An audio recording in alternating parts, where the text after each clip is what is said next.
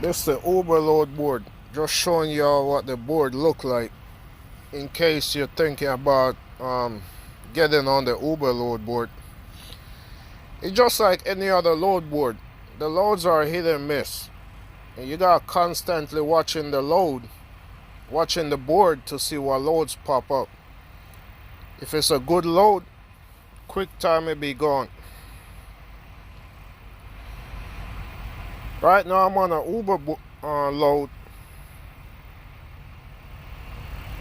And it was a decent load. Got a little weight to it. It's 40,000 pounds, but the rate on it is not bad.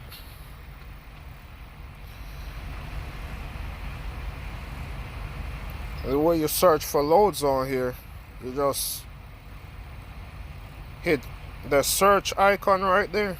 Then you go to pickup near you. You could either look for something close to you, or you could type in a city or a state, and it'll bring up all the loads. You could set the distance, but from I've been using it, it shows more than just what's in the distance you set. Like you just want to see loads within 100 miles. Or show more than what's in 100 miles.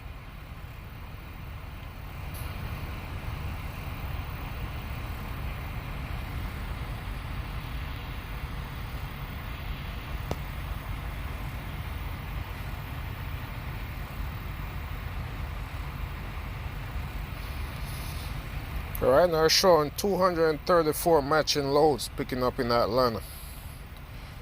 We're going to look on them and see what they entails.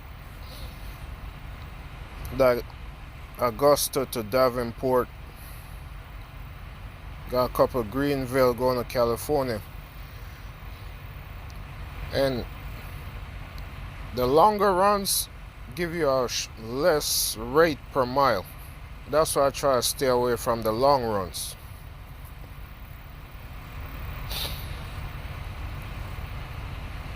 On these loaded miles, you also have to calculate in your empty miles. Okay, you're not running the empty miles for free. So you want to calculate the empty miles to see what the rate per mile that load will pay you to move from where you at to go get the load, and then from where you pick up the load to go deliver the load. So like this Morristown to Trenton, New Jersey, it would be paying a little over $2 a mile if it wasn't 216 empty miles.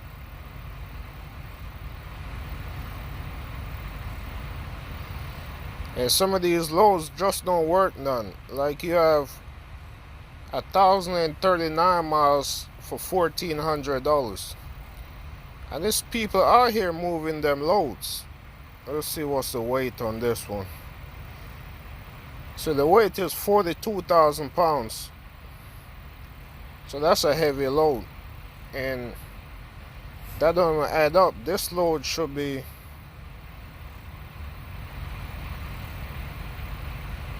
even a driver, and this load should be paying at a minimum $2,200 at a minimum. And with that weight, it need to be paying more than that. A light load going at 1,040 miles should be getting about $2,200. And then you got calculating your deadhead. That's too much deadhead for that load. That's a load I wouldn't take. Even at $2,200, I still wouldn't take it because it's too much deadhead on it. 250 miles deadhead, that's a lot.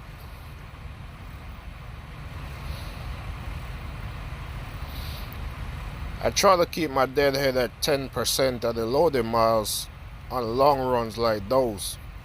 Sometimes you gotta go a little over that, but you don't want to go too much over 10%.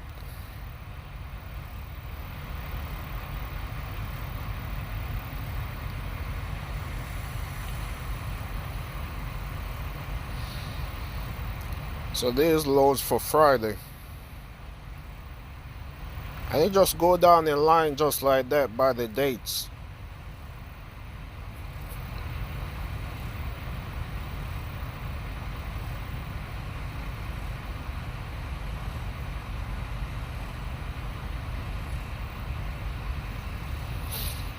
Got a reefer load going into Florida. 700 loaded miles going for 1900.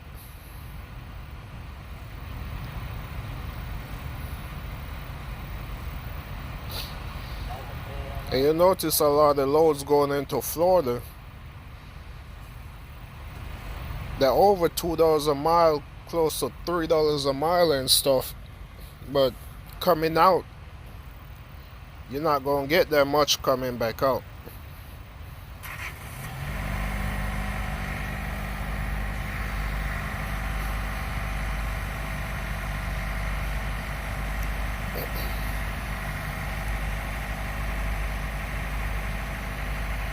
Now you could post your load.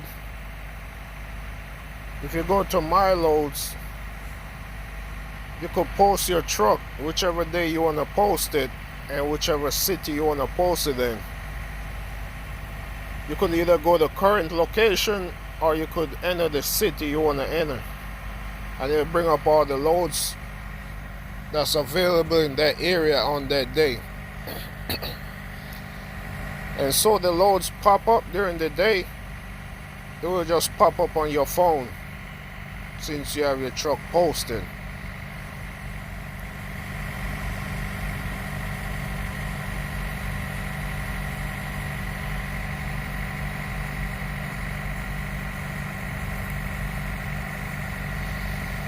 You go book a load, they just bring up the load board, show you what's available. You go to the heart, you show your loads similar to what you look on before, or loads similar to what you ran before. So like this, it say like previously hauled.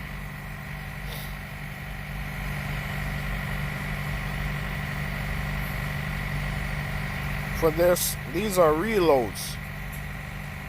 Another thing, when you're under a load, down at the bottom, it'll show you what reloads available in that area. So you could just hit on the reloads, and if you see something coming out the area that you're interested in, you just go ahead and book it.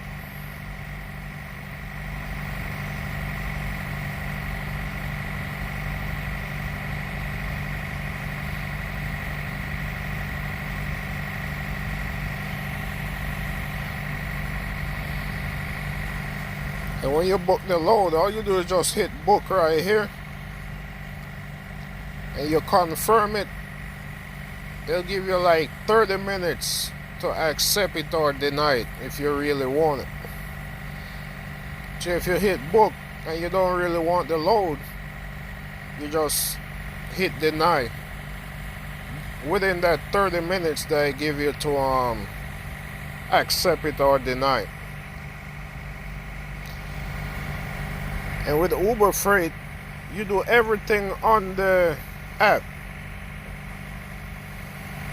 It could track you on the app to see when you get to your pickup, and it track you to see when you get to your delivery.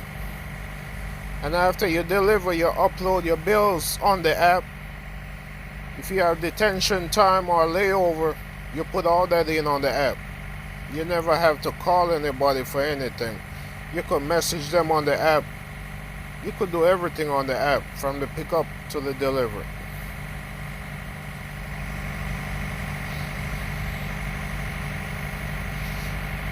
I like it. I'll be posting the truck on there a lot.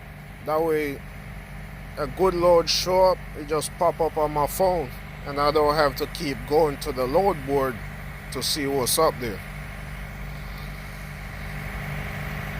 So anybody interested in getting on the Uber board, man, at least have it as an option. Another tool for the job. There's a lot of load boards out there. You got Uber Freight, you have that, you have Truck Stop, 123 Loadboard. You have Duff. And you have Trucker Path. It's a lot of them out there. Just check them all out. Use all of them, because some of them work great in certain areas. Some of them, the freight are cheap in certain areas. So you gotta use all the tools for the job. You can't just stick to one load board and saying it's not working. Some of them are free and some of them you gotta pay for. There's ways to get around the ones that you gotta pay for, but I might drop that in a future video. But for now, this is the Uber freight board. If y'all interested in getting on the Uber board and you just want a quick overview of what it look like or how to navigate over it, this is the video right here for that. Y'all be safe, man.